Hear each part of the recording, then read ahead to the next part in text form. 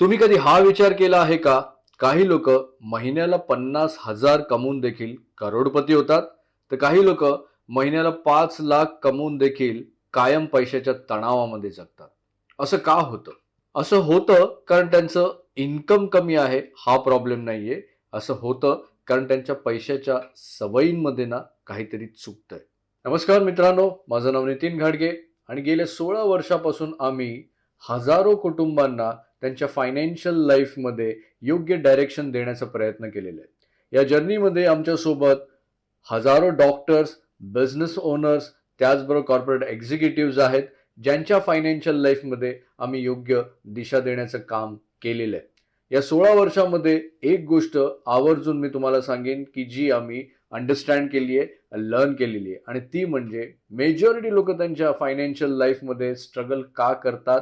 तर पैसे कमी कमवतात म्हणून नाही, तर मेजॉरिटी लोक त्यांच्या फायनान्शियल लाईफमध्ये स्ट्रगल करतात त्यांच्याजवळ चुकीच्या फायनान्शियल हॅबिट्स असतात म्हणून. पैसा कमवणं एक प्रकारचं आर्ट आहे, बट कमवलेला पैसा टिकवणं, साठवणं आणि पुढच्या पिढीपर्यंत ट्रान्सफर करणं ही एक प्रकारची स्किल आहे. आज मी तुम्हाला अशा काही सवयी सांगणार आहे, ज्या तुम्ही तुमच्या फायनान्शियल लाईफमध्ये बदलल्या तर तुमच्या फायनान्शियल लाईफचं डायरेक्शन कायमचं चेंज करता येईल. तर चला त्या सवयी कोणत्या आहेत आज आपण या व्हिडिओमध्ये बघूया. तुम्हाला गरीब बनवणाऱ्या सवयींमधली पहिली सवय म्हणजे आधी इतरांना पैसे देणं आणि स्वतःला शेवटी पैसे देणं. मित्रांनो, या देशामध्ये मेजॉरिटी लोकांचा ज्यावेळेस पगार येतो किंवा बिझनेसमधून उत्पन्न येतं, प्रॉफिट येतं, त्यावेळेस पहिली गोष्ट काय होते? त्यांच्या घराचा EMI जातो, गाडीचा EMI जातं, लाईट बिल जातं, मुलांची फी जाते, क्रेडिट कार्डचं बिल जातं, युटिलिटी बिल जातात आणि त्याच्यानंतर जे काय उरेल ते आपण सेव्ह करू असं त्यांना वाटतं. पण आयुष्यामध्ये तो दिवस कधीच येत नाही आणि मेजॉरिटी लोक आयुष्यामध्ये कधी सेव्ह करू शकत नाही, इन्व्हेस्ट करू शकत नाही. आणि मग आपण स्वतःला समजवतो की या महिन्यात आपल्याला सेव्हिंग बिलकुल जमलं नाही, पुढच्या महिन्यामध्ये आपण नक्कीच सेव्हिंग करूया. पण तो पुढचा महिना आपल्या आयुष्यामध्ये कधीच येत नाही. मित्रांनो, एक गोष्ट लक्षात ठेवा, श्रीमंत लोक त्यांच्या लाईफमध्ये इन्कम आल्यानंतर पहिल्यांदा स्वतःसाठी पैसे बाजूला करतात, सेव्ह करतात आणि त्यानंतर जे उरतं ते खर्च करतात. पण जर मिडल क्लास लोकांना तुम्ही बघितलं तर पहिल्यांदा पगार आल्यानंतर ते खर्च करतात आणि त्याच्यानंतर जे उरतं ते सेव्ह करण्याचा प्रयत्न करतात. तर तुमच्या आयुष्यामध्ये ज्यावेळेस तुम्हाला पगार येईल त्यावेळेस पहिला जो वाटा आहे, जो साधारण 10 ते 20% वाटा स्वतःसाठी आधी बाजूला ठेवा. हा तुमचा पहिला खर्च असेल. हा जो पैसा तुम्ही बाजूला ठेवता, हा भविष्यामध्ये तुमचा पगाराचं काम करणार आहे, पॅसिव्ह इन्कमचं काम करणार आहे. हे लक्षात ठेवणं अत्यंत गरजेचं आहे. तुम्हाला गरीब बनवणारी दुसरी सवय म्हणजे इन्कम वाढलं की लाईफस्टाईल वाढवणं. कधी हा प्रश्न स्वतःला विचारा की 5 वर्षापूर्वी तुमचं उत्पन्न किती होतं आणि आज 5 वर्षांनी इन्कम किती वाढलं? काही जणांचा आन्सर येईल 30% वाढलं, काही जणांचं 50% वाढलं असेल, काही जणांचं उत्पन्न डबल पण झालं असेल. पण दुसरा प्रश्न परत स्वतःला विचारा की तुमचं उत्पन्न 5 वर्षापूर्वी जे काही वाढलं 30%, 50% किंवा डबल झालं, तर तुमच्या इन्व्हेस्टमेंट्स पण तितक्याच प्रपोर्शनमध्ये वाढल्या का? तुमची वेल्थ पण तितक्याच प्रपोर्शननी वाढली का? रादर दॅन तुमचे खर्च त्या प्रपोर्शनमध्ये वाढले. मोठं घर, महागडी गाडी, ब्रँडेड वस्तू, ब्रँडेड वेकेशन्स या सर्व अपग्रेड होत आहेत, बट खरंच कधी स्वतःला हा प्रश्न विचारलेला आहे का की लाईफस्टाईल तर अपग्रेड झालेलं आहे, पण नेटवर्थ अपग्रेड झालं का? गेल्या 16 वर्षामध्ये आम्ही बऱ्याच हाय इन्कम प्रोफेशनल्सना वन ऑन वन कन्सल्टेशन केलेलं. त्यापैकी काही जणांचं उत्पन्न महिन्याला 5 लाख देखील होतं, तर काही जणांचं उत्पन्न महिन्याला 50 लाख देखील होतं, काही जणांचं उत्पन्न महिन्याला 2 कोटी पण होतं. पण या सर्व हाय इन्कम प्रोफेशनल्समध्ये एक कॉमन गोष्ट आढळली, ती म्हणजे की यापैकी कोणत्याच व्यक्तीकडे प्रॉपर लिक्विडिटी नव्हती, प्रॉपर एमर्जन्सी फंड नव्हता. इन्कम तर सर्वांचं अपग्रेड झालं, पण फायनान्शियल डिसिप्लिन कधी अपग्रेड झालेला आम्ही पाहिला नव्हता. मित्रांनो, एक गोष्ट लक्षात ठेवा की ज्या वेळेस तुमचं इन्कम इन्क्रीज होतं, अपग्रेड होतं, त्यावेळेस तुमच्या इन्व्हेस्टमेंट्स पण अपग्रेड होणं फार गरजेचं आहे. त्याच नंतर तुमचं एमर्जन्सी फंड पण अपग्रेड होणं तितकंच गरजेचं आहे. आणि मग त्याच्यानंतर तुम्ही तुमचं लाईफस्टाईल अपग्रेड केलं तर काहीच प्रॉब्लेम नाही आहे. बट मेजॉरिटी लोक या गोष्टी एक्झॅक्ट रिव्हर्समध्ये करतात. लाईफस्टाईल अपग्रेड करणं कदाचित तुम्हाला तुम्ही श्रीमंत आहे हे जगाला दाखवण्यासाठी हेल्प करेल, बट रियालिटीमध्ये एक स्ट्रक्चर्ड इन्व्हेस्टमेंट प्लॅन खऱ्या अर्थाने तुम्हाला श्रीमंत बनवेल. तुम्हाला गरीब बनवणारी तिसरी सवय म्हणजे इन्व्हेस्टमेंट तर आहे बट फायनान्शियल डायरेक्शन नाहीये. मित्रांनो, लॉकडाऊन नंतर ही सवय मेजॉरिटी फॅमिलीजमध्ये बघण्यात आलेली आहे. आमच्याकडे ज्यावेळेस प्रॉस्पेक्ट येतं तर आमच्या प्रोसेसप्रमाणे आम्ही त्यांचं फायनान्शियल स्टेटस कॅल्क्युलेट करतो. आमच्या टूल मार्फत आम्ही त्यांना मदत करतो की त्यांचं करंट नेटवर्थ आज किती आहे. ज्यावेळेस आम्ही त्यांचं करंट नेटवर्थ कॅल्क्युलेट करण्यासाठी त्यांचे ॲसेट्स गॅदर करतो त्यावेळेस त्यांच्याकडे भरपूर सारे म्युच्युअल फंड्स असतात, भरपूर सारे स्टॉक्स असतात, रिअल इस्टेटमध्ये पण इन्व्हेस्टमेंट भरपूर सारे केलेले असतात, गोल्डमध्ये इन्व्हेस्टमेंट्स असतात. या सर्व घेतल्यानंतर खूप मोठे नंबर्स दिसायला लागतात आणि मग आम्ही त्यांना एक प्रश्न विचारतो, खूप छान नंबर्स आहेत पण या सर्व गोष्टी तुम्ही का बाय केल्या. त्यांचं most of the time answer येतं, कोणी सांगतं की आमच्या एजंटने सांगितलंय, कोणी सांगतं आमच्या बँकरने सांगितलंय, कोणी सांगतं आमच्या CAने सांगितलंय, कोणी सांगतं यूट्यूबवरती बघून या सर्व गोष्टी केलेल्या आहेत. पण एक प्रश्न नेहमीच मनामध्ये येतो की ज्या काही गोष्टी तुम्ही केलेल्या आहेत ना या खरंच फायनान्शियल शॉपिंग केल्यासारख्या केलेल्या आहेत. एक गोष्ट नेहमी लक्षात ठेवा, रँडम इन्व्हेस्टमेंट म्हणजे वेल्थ क्रिएशन होत नाही. वेल्थ क्रिएशन करण्यासाठी तुम्हाला ही गोष्ट अंडरस्टँड करायची आहे की तुमचं गोल आणि ऑब्जेक्ट एक्झॅक्टली काय आहे. दॅट मीन्स डेस्टिनेशन कुठे आहे आणि या डेस्टिनेशनसाठी काय व्हेकल तुम्हाला चूज करायचं आहे. ज्यावेळेस तुमच्याकडे इन्व्हेस्टमेंट व्हेकल चूज करायला तुम्ही जाता, बिफोर दॅट तुमच्याकडे ते डेस्टिनेशन असणं तितकंच गरजेचं आहे. हे डेस्टिनेशन म्हणजे तुमचा स्ट्रक्चर्ड प्लॅन. ज्यावेळेस तुमच्याकडे स्ट्रक्चर्ड प्लॅन नसतो आणि तुम्ही रँडम इन्व्हेस्टमेंट करता त्यावेळेस तुमच्याकडे व्हेकल कितीही स्पीडमध्ये असेल, इन्व्हेस्टमेंट रिटर्न्स कितीही स्पीडमध्ये देत असतील तरी पण तुमचं डायरेक्शन चुकीचं असणार आहे आणि चुकीच्या डायरेक्शनमध्ये ॲक्सिडेंट होण्याचे चान्सेस असतात. मेजॉरिटी लोक त्यांच्या इन्व्हेस्टमेंट जर्नीमध्ये का फायनान्शियल ब्रोक होतात, कारण ते डायरेक्शनलेस इन्व्हेस्टमेंट करत असतात. आतापर्यंत आपण 3 सवयी बघितल्या, पण आता इथून पुढच्या ज्या 3 सवयी आहेत या 3 सवयी अशा आहेत की तुमच्या वेल्थला सायलेंटली वाळवीसारख्या खात राहतील आणि उभं आयुष्य जरी निघून गेलं तरी देखील तुम्हाला याची जाणीव होणार नाही. मेजॉरिटी लोकांना गरीब बनवणारी चौथी महत्वाची सवय म्हणजे प्रत्येक रुपया कुठे जातो हे माहीत नसणं. 2 साधे प्रश्न हा व्हिडिओ बघणाऱ्या प्रत्येक व्यक्तीने स्वतःला विचारला पाहिजे. प्रश्न पहिला, गेल्या महिन्यामध्ये तुमच्या बँक अकाउंटमधून किती पैसे खर्च झाले. दुसरा प्रश्न, जे काही पैसे तुम्ही गेल्या महिन्यामध्ये तुमच्या बँक अकाउंटमधून खर्च केलेले आहेत त्या पैशामधून गरजेसाठी किती खर्च झाले आणि तुमच्या इच्छा पूर्ण करण्यासाठी किती पैसे खर्च केले याचं अचूक उत्तर देणं. मेजॉरिटी लोकांकडे याचं अचूक उत्तर सापडणार नाही.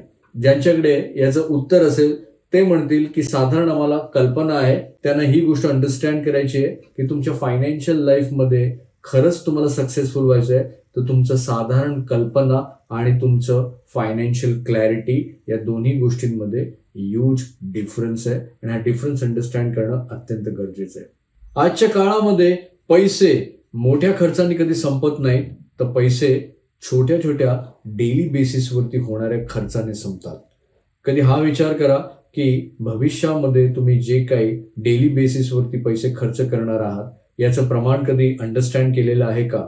डेली बेसिसवरती UPI वापरणं, डेली बेसिसवरती फूड डिलिव्हरी करणं, या सर्व गोष्टी बघायला गेल्या तर खूप छोटे खर्च वाटतात, बट वर्षभरामध्ये जर आपण हिशोब काढला तर लाखो रुपये आपले कुठे गेले याचं कोणतंच मेजरमेंट आपल्याकडे नसतं. बऱ्याचशा लोकांना हा प्रश्न पडतो की आपण भरपूर पैसे तर कमवतोय पण महिन्याच्या अखेरीस हा पैसा जातो कुठे याचं काहीच आपल्याकडे उत्तर नसतं. तर मी तुम्हाला एक असाइनमेंट देईन. ज्यांचा हा प्रॉब्लेम आहे त्यांच्यासाठी एक असाइनमेंट मी इथे देतो.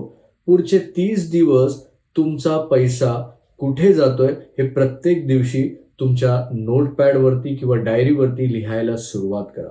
30 दिवसानंतर तुम्हाला कळेल की तुमच्या नीड्ससाठी किती पैसा जातोय, तुमच्या वॉन्टसाठी किती पैसा जातोय आणि या 30 दिवसानंतर तुम्हाला खरं मेजरमेंट करता येईल आणि हा एक तुमचा पॅटर्न बनलेला असेल.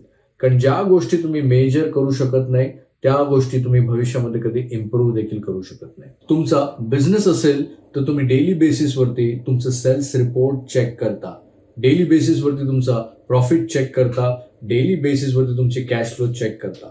पण कधी हा विचार केला आहे का तुमच्या फायनान्शियल लाईफमधला कॅश फ्लो तुम्ही चेक करता की नाही? मोस्ट ऑफ द टाइम आपण तो चेक करत नाही.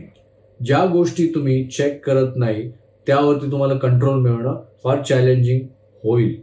तो भविष्यामध्ये जे काही तुम्ही अर्न करताय त्या प्रत्येक रुपयाचा तुम्हाला हिशोब मेंटेन करणं अत्यंत गरजेचं आहे, तरच तुम्ही फायनान्शियल सक्सेसफुल होऊ शकता. मेजॉरिटी लोकांना गरीब बनवणारी 5वी सवय म्हणजे वाईट कर्जाला सामान्य समजणं. आजच्या जगामध्ये मेजॉरिटी लोकांना कर्ज घेण्याची भीतीच उरलेली नाहीये. रादर दॅन कर्ज म्हणजे स्मार्टनेस समजलं जातं. मोबाईल EMI वर, टीव्ही EMI वर, फर्निचर EMI, वेकेशन EMI इतकंच नाही, लग्न देखील बरेचसे लोक क्रेडिट कार्ड आणि EMI वरती करतात आणि मग महिन्याच्या अखेरीस त्यांच्याजवळ पगारातले काहीच पैसे उरत नाही. मित्रांनो, एक गोष्ट नेहमी लक्षात ठेवा, प्रत्येक कर्ज वाईट नसतं, पण याचा अर्थ असा पण नाही होत की प्रत्येक कर्ज चांगलं असतं.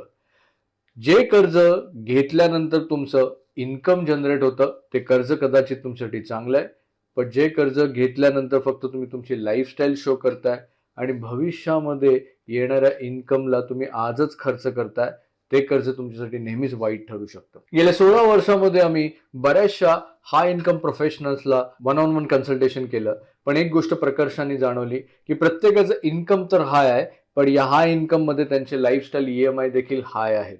मित्रांनो, बरेचसे लोक सकाळी उठल्यापासून रात्री झोपेपर्यंत ना स्वतःसाठी कधी काम नाही करत, तर ते फक्त गव्हर्नमेंटसाठी आणि बँकेसाठीच काम करतात आणि म्हणूनच ते गरीब होत राहतात. एक गोष्ट नेहमी लक्षात ठेवा, तुमचं EMI जितका मोठा तितकं फायनान्शियल फ्रीडम छोटं होत जाईल. श्रीमंत व्यक्ती EMIच्या पाठी कधीच धावत नाही, तर ती अशा ॲसेट्स बिल्ड करते की ज्या ॲसेट्समधून जे काही इन्कम येईल त्या इन्कम थ्रू त्याचं EMIचं प्रोव्हिजन करेल. आणि त्यामुळे या गोष्टीला नेहमीच लक्षात ठेवा की EMI जर तुमचा मोठा असेल तर तुम्ही गरीब गरीब होत राहणार आणि तुमचं फ्रीडम तुमच्यापासून दूर होत राहणार. बऱ्याच लोकांना गरीब बनवणारी 6वी सवय एमर्जन्सी फंड नसणं. मित्रांनो, आपल्या आयुष्यामध्ये संकट कधी सांगून येत नाहीत. आयुष्यामध्ये कधीही संकट येऊ शकतं आणि या संकटामध्ये आपल्याजवळ एमर्जन्सी फंड नसेल तर खूप मोठी आपत्ती येऊ शकते. अचानक जॉब जाऊ शकतो, बिझनेसमध्ये स्लो डाऊन होऊ शकतं, त्याचबरोबर मेडिकल एक्सपेन्सेस येऊ शकतात, एखाद्या फॅमिली मेंबरची अचानक जबाबदारी तुमच्यावरती येऊ शकते. अशा सिच्युएशनमध्ये जर तुमच्याजवळ एमर्जन्सी फंड नसेल तर खूप मोठ्या आर्थिक संकटाला सामोरं जावं लागू शकतं. प्रश्न इथे संकटाचा नाहीये, प्रश्न हा आहे की या संकटासाठी खरंच तुम्ही तयार आहात का? मी कोविडच्या दरम्यान हजारो कुटुंब असे बघितलेली आहेत की त्यांच्या फॅमिलीमध्ये एमर्जन्सी आली आणि या एमर्जन्सीमध्ये त्यांच्याकडे एमर्जन्सी फंड होता, त्यामुळे त्या एमर्जन्सीला ते योग्य पद्धतीने हाताळू शकले. पण त्या उलट अशा पण फॅमिली बघितल्या की त्या एमर्जन्सीसाठी प्रिपेअर्ड नव्हता आणि एमर्जन्सी आल्यानंतर त्यांना म्युच्युअल फंडचा पोर्टफोलिओ, स्टॉकचा पोर्टफोलिओ, असलेलं गोल्ड सेल करणं, या सर्व गोष्टी कराव्या लागल्या आणि तरी देखील त्या संकटामधून ते बाहेर आलेले नाही. मित्रांनो, एमर्जन्सी फंड म्हणजे इन्व्हेस्टमेंट नाही. एमर्जन्सी फंड म्हणजे तुमच्या फॅमिलीचा फायनान्शियल एअरबॅग. आपण गाडी चालवताना नेहमीच एअरबॅग यूज करत नाही, पण ॲक्सिडेंट झालं, अनसर्टन इव्हेंट घडला, घटना घडली की तो एअरबॅग आपला जीव वाचवतो. ही पण गोष्ट तितकीच महत्त्वाची आहे. एमर्जन्सी फंड रोज वापरायचा नसतो, पण संकटाच्या काळामध्ये हाच एमर्जन्सी फंड तुमच्या ॲसेट्सला, तुमच्या वेल्थला वाचवतो. जर तुम्ही नोकरी करत असाल तर तुम्हाला कमीत कमी 6 महिन्याच्या खर्चा एवढा एमर्जन्सी फंड तयार करणं फार गरजेचं आहे.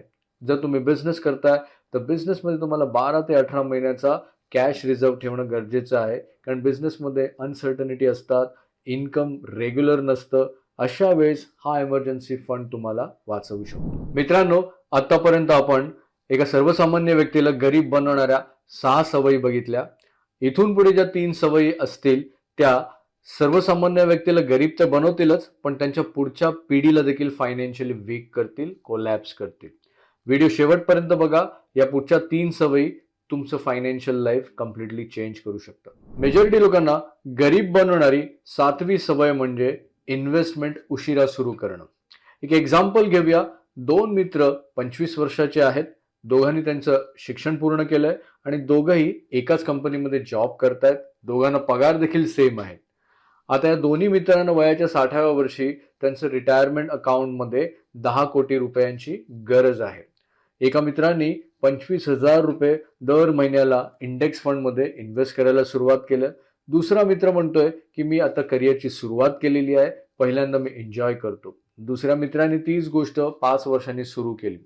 60व्या वर्षी ज्या पहिल्या मित्रांनी 5 वर्षापूर्वी इन्व्हेस्टमेंट सुरू केलेली त्याचा जवळपास कॉर्पस 16 कोटीचा रुपयाचा झाला आणि जी व्यक्ती 5 वर्षांनी सुरू करते त्याचा कॉर्पस 8,75,00,000पर्यंत झाला. दॅट मीन्स 5 वर्ष उशिरा सुरू करणं या मित्राला दुपटीने जवळपास महागात पडलं. अंडरस्टँड करा, वेळ हा जो आहे ना सगळ्यात कॉस्टलिएस्ट कमोडिटी आहे. एकदा का तो गेला तर कितीही पैसे कमवले तरी गेलेला वेळ तुम्हाला कमवता येणार नाही. गेल्या 16 वर्षामध्ये आम्ही अनेक इन्व्हेस्टर्सना भेटलो. ज्यावेळेस ते आमच्याकडे येतात, कोणाचं वय 45, कोणाचं वय 50, कोणाचं वय 55. नेहमीच प्रत्येक व्यक्ती एकच गोष्ट म्हणते की आम्ही या प्रोसेसमध्ये 10 वर्षापूर्वी आलो असतो तर कदाचित आज आम्ही श्रीमंत बनलो असतो. दॅट मीन्स त्यांना इन्व्हेस्टमेंट उशिरा केलं याचं दुःख नाहीये, गेलेले जे 10 वर्ष आहे ना याचं दुःख आहे. वेळेला ना रिस्पेक्ट द्या आणि तुमचे इन्व्हेस्टमेंट्स आजच सुरू करा, कारण टाइम कॉस्टलिएस्ट कमोडिटी आहे. मेजॉरिटी लोकांना गरीब बनवणारी 8वी सवय म्हणजे फक्त ऍक्टिव्ह इन्कम वरती डिपेंड राहणं. जनरली ही सवय डॉक्टर्स, सीए, ॲडव्होकेट, कन्सल्टंट किंवा कॉर्पोरेट एक्झिक्युटिव्ह या लोकांना असते. ते भरपूर मेहनत करतात, भरपूर मेहनत केल्यानंतर भरपूर पैसे देखील कमवतात. पण ज्यावेळेस ते आमच्याकडे येतात त्यावेळेस आम्ही एक प्रश्न त्यांना विचारतो की जर तुम्ही पुढचे 12 महिने बिलकुल काम नाही केलं तर तुमचं उत्पन्न तसंच कंटिन्यू राहील का? मेजॉरिटी हाय इन्कम प्रोफेशनलचं आन्सर्स असतं नाही. मेजॉरिटी हाय इन्कम प्रोफेशनल्स ऍक्टिव्ह इन्कम वरती डिपेंड राहतात आणि हे ऍक्टिव्ह इन्कम त्यांना असं वाटतं की त्यांना भविष्यामध्ये श्रीमंत बनवेल. तुम्हाला खरंच श्रीमंत बनायचंय तर तुमच्याजवळ 2च मार्ग आहेत. पहिला मार्ग, तुमचा पैसा तुमच्यासाठी हार्डवर्क करायला पाहिजे. दुसरा मार्ग, पीपल, प्रोसेस आणि सिस्टम तुमच्यासाठी हार्डवर्क करायला पाहिजे. पहिला जर मार्ग तुम्हाला हवा असेल की तुमचा पैसा तुमच्यासाठी काम करायला पाहिजे तर तुम्हाला वेल डायव्हर्सिफाईड इन्व्हेस्टमेंट पोर्टफोलिओ क्रिएट करावं लागेल. त्या पोर्टफोलिओला रिव्ह्यू करावं लागेल आणि कालांतराने 20-25 वर्षानंतर तुमचा पैसा तुमच्यासाठी हार्डवर्क करायला लागेल. दुसरा मार्ग आहे की तुम्हाला प्रोसेस, पीपल, सिस्टम या सर्वांना एकत्र आणून ते तुमच्यासाठी काम करायला पाहिजे. तर तुम्हाला cash flow generating operating asset business create करावा लागेल. दोन्ही मार्ग फार इम्पॉर्टंट आहे. तुम्हाला कोणत्या मार्गाने श्रीमंत बनायचंय हे डिसाईड करा, कारण फक्त ऍक्टिव्ह इन्कम वरती तुम्ही पुढचे 25-30 वर्ष डिपेंड राहणं दॅट मीन्स तुम्ही श्रीमंतीकडे नाही गरिबीच्या मार्गाकडे चाललेले आहात हे साईन आहे. मेजॉरिटी लोकांना गरीब बनवणारी 9वी आणि शेवटची सवय म्हणजे स्ट्रक्चर प्लॅनिंग न करता रॅन्डम इन्व्हेस्टमेंट करणं. आज बहुतेक लोक त्यांच्या फायनान्शियल लाईफमध्ये without structure planning random investment सतत करत असतात. रॅन्डम म्हणजे कोणत्याही पद्धतीच्या इन्व्हेस्टमेंटला ॲनालिसिस न करता डायरेक्ट इन्व्हेस्टमेंट करणं. गोल्स ऑब्जेक्टला अंडरस्टँड न करता इन्व्हेस्टमेंट करणं. ज्यावेळेस आमच्याकडे कन्सल्टेशनसाठी लोक येतात त्यावेळेस आम्ही त्यांचं नेटवर्क कॅल्क्युलेट करतो. नेटवर्क कॅल्क्युलेट करताना त्यांच्या ॲसेट्स चेक केले जातात. त्यांच्या ॲसेट्समध्ये भरपूर सारे म्युच्युअल फंड स्कीम असतात. त्यांच्या ॲसेट्समध्ये खूप सारे स्टॉक्सचे स्कीम्स असतात, खूप सारे स्टॉक्सचे स्क्रिप्ट असतात. त्याचबरोबर भरपूर सारे रिअल इस्टेट असतात, गोल्ड असतं, फिक्स्ड इन्कम असतं, सर्व काही त्यांच्याजवळ असतं. आणि या सर्व गोष्टी बघितल्यावरती त्याचं व्हॅल्युएशन करोडोमध्ये येतं, काहींचं लाखोंमध्ये येतं. आणि हे सगळं बघितल्यानंतर आम्ही त्यांना एक प्रश्न विचारतो, दिसायला हे खूप छान वाटतंय पण खरंच तुमच्याजवळ बिफोर इन्व्हेस्टमेंट ॲसेट कोणत्या पद्धतीचं स्ट्रक्चर प्लॅन आहे का? अशा वेळेस कम्प्लिटली शांतता निर्माण होते आणि बऱ्याचशा लोकांकडे आन्सर असतं, आमच्याजवळ कोणत्याच पद्धतीचा स्ट्रक्चर प्लॅन नाही. मित्रांनो, एक गोष्ट लक्षात ठेवा, या भारतामध्ये आज बरेचसे ॲडवायझर असे आहेत जे कोणत्या ना कोणत्या पद्धतीचं इन्व्हेस्टमेंट प्लॅन सेल करतात. पण भारतामध्ये तुम्हाला फार कमी लोक असे भेटतील जे स्ट्रक्चर प्लॅन सेल करतात. जर तुमच्याकडे स्ट्रक्चर प्लॅन नसेल आणि तुमचा कष्टाने कमवलेला पैसा तुम्ही म्युच्युअल फंड, स्टॉक्समध्ये रँडमली इन्व्हेस्ट करताय, तुम्ही श्रीमंत नाही, तुम्ही गरिबीकडे चाललेले आहात. वेळेत जागा होणं तुमच्यासाठी फार महत्वाची गोष्ट आहे. आपल्या देशामध्ये लोकांना इन्व्हेस्टमेंट विकलं जातं, पण प्लॅन नाही. बरेचसे लोक म्युच्युअल फंड सेल करतात, बरेचसे लोक इन्शुरन्स सेल करतात, बरेचसे ॲडवायझर स्टॉक सेल करतात, बरेचसे ॲडवायझर प्रॉपर्टी सेल करतात, बरेचसे ॲडवायझर फिक्स्ड इन्कम इन्स्ट्रुमेंट देखील सेल करतात. पण फार कमी लोक आहेत जे तुमच्या फायनान्शियल फ्युचरचं रोड मॅप क्रिएट करतात. जर तुमच्या फायनान्शियल फ्युचरचं रोड मॅप तुमच्याकडे नाही आहे, या सर्व इन्व्हेस्टमेंट व्हेकल तुमच्या काही कामाला येणार नाहीत. तुम्हाला कोणत्या डायरेक्शनमध्ये जायचं हेच माहीत नसेल, तर तुम्ही कितीही स्पीडमध्ये कोणत्याही इन्व्हेस्टमेंट व्हेकलमध्ये बसलात तरी चुकीच्या फायनान्शियल डेस्टिनेशनवरती तुम्ही पोहोचणार. एक गोष्ट लक्षात ठेवा, कोणतंही इन्व्हेस्टमेंट एक प्रकारचं प्रोडक्ट आहे, पण स्ट्रक्चर प्लॅनिंग एक प्रकारची प्रोसेस आहे. तुम्हाला खरंच श्रीमंत बनायचं आहे, तर तुम्हाला इन्व्हेस्टमेंट स्ट्रॅटेजीपेक्षा स्ट्रक्चर प्लॅनवरती ट्रस्ट ठेवणं फार गरजेचं आहे. ज्यावेळेस तुम्ही इन्व्हेस्टमेंट करता त्यावेळेस तुम्हाला तुमच्या इन्व्हेस्टमेंट्स रिटर्न्स देतील, पण एक योग्य स्ट्रक्चर प्लॅन तुम्हाला डायरेक्शन देईल. एक योग्य स्ट्रक्चर प्लॅन तुमच्या फॅमिलीला फायनान्शियल सिक्युरिटी देईल. एक योग्य स्ट्रक्चर प्लॅन तुम्ही ज्यावेळेस रिटायर होणार त्या वेळानंतर तुमच्या लाईफ एक्सपेक्टन्सी पर्यंत इन्कम कंटिन्युटी देईल. एक योग्य स्ट्रक्चर प्लॅन तुमची कॅपिटल भविष्यामध्ये पुढच्या पिढीला लिगसी म्हणून देईल. आणि या स्ट्रक्चर प्लॅनला तुम्ही जर फॉलो केला तर भविष्यामध्ये तुम्ही श्रीमंत बनवू शकता. मित्रांनो, गेल्या 16 वर्षामध्ये आम्ही हजारो फॅमिली सोबत काम केल्यानंतर एक गोष्ट मी ठामपणे सांगू शकतो, कोणतीही इन्व्हेस्टमेंट स्ट्रॅटेजी फॉलो केल्यानंतर तुम्ही श्रीमंत बनणार नाही, तर योग्य स्ट्रक्चर प्लॅन फॉलो केल्यानंतरच तुम्ही श्रीमंत बनवू शकता. कारण वेल्थ क्रिएट होते चांगल्या सवयीमुळे, चांगल्या शिस्तीमुळे आणि चांगल्या नियोजनामुळे. त्याचबरोबर रेग्युलर रिव्ह्यू करण्यामुळे वेल्थ तुमची क्रिएट होते, प्रोटेक्ट होते आणि प्रिझर्व होते. मित्रांनो, आज आपण 9 अशा सवयी बघितल्या ज्या सर्वसामान्य व्यक्तीला गरीब बनवू शकतात. मित्रांनो, कधीही एक गोष्ट लक्षात ठेवा, गरीब व्यक्ती फक्त पैसे कमी कमवते म्हणून गरीब राहत नाही, तर ती चुकीच्या सवयी सातत्याने फॉलो करत असते म्हणून ती गरीब राहते. आणि त्याचबरोबर श्रीमंत व्यक्ती जास्त पैसे कमवते म्हणून श्रीमंत राहत नाही, तर ती दररोज नियमितपणे छोट्या छोट्या चांगल्या सवयी आत्मसात करते म्हणून ती श्रीमंत बनते. मित्रांनो, आजचा एक छोटासा निर्णय भविष्यामध्ये पुढच्या 30-35 वर्षामध्ये तुमचं फायनान्शियल लाईफ चेंज करू शकतो. आजपासून दररोज एक सवय आत्मसात करण्याचा प्रयत्न करा आणि पुढच्या काही महिन्यामध्ये तुमचं फायनान्शियल लाईफ कम्प्लिटली चेंज होईल. कारण मोठी संपत्ती क्रिएट करण्यासाठी तुम्हाला मोठ्या निर्णयाची गरज नाहीये, तर दररोज छोटे छोटे निर्णय घेऊन तुम्ही भविष्यामध्ये मोठी संपत्ती क्रिएट करू शकता. मित्रांनो, या 9 सवयी अशा आहेत की एका सर्वसामान्य व्यक्तीला चांगलं इन्कम अर्न करून देखील गरीब बनवतील. हा व्हिडिओ तुम्हाला आवडला असेल तर नक्कीच कमेंटमध्ये मला सांगा, या 9 पैकी कोणती सवय तुम्ही तुमच्या आयुष्यामध्ये आत्मसात करणार आहात.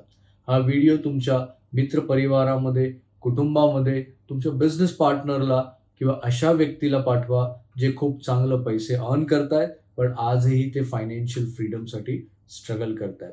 व्हिडिओ आवडला असेल तर चॅनलला सबस्क्राईब करा. आम्ही अशाच पद्धतीच्या वेल्थ प्लॅनिंग, फायनान्शियल फ्रीडम आणि स्ट्रक्चर प्लॅनिंगच्या व्हिडिओज तुमच्यासोबत सातत्याने घेऊन येऊ. मित्रांनो, तोपर्यंत थँक्यू सो मच.